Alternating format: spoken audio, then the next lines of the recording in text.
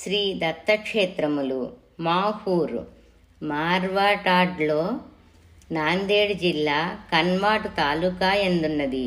ఇక్కడనే మాతాపురి అన్న శ్రీ మాతా రేణుకాదేవి క్షేత్రమున్నది. గిర్నార్ సౌరాష్ట్ర యందలి జూనాగఢ్ సమీపాన గిర్నారు పర్వత శిఖరముపైనున్న దత్తమందిరము.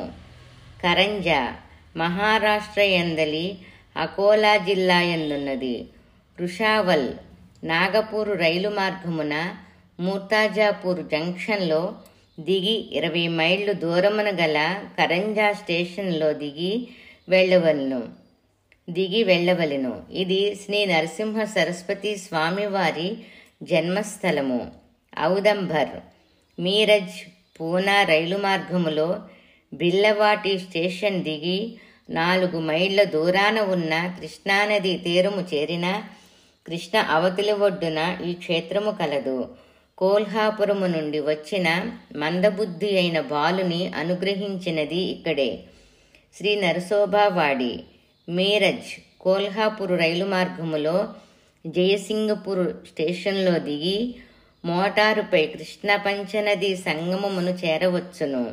ఇక్కడ శ్రీగురుడు 12 సంవత్సరములు తపస్సు చేసెను.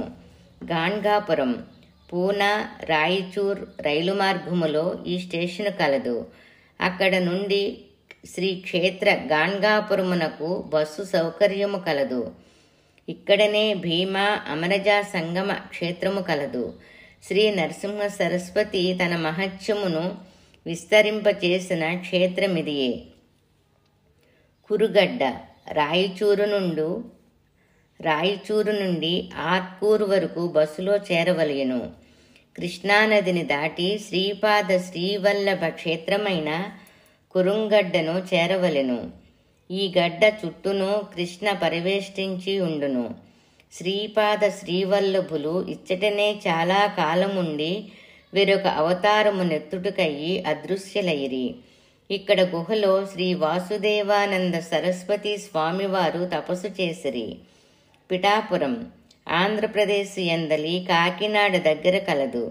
ఇది శ్రీపాద శ్రీవల్లభుని జన్మస్థలము. ఇక్కడ కుక్కటేశ్వర ఆలయములో దత్తమందిరము కలదు.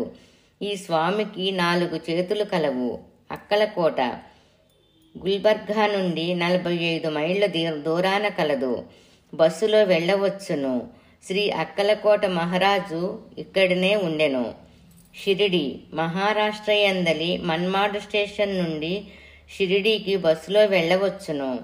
మాణిక్యనగర్ హైదరాబాదు ముంబాయి హైవే మార్గమున కలదు. శ్రీ దత్తక్షేత్రములు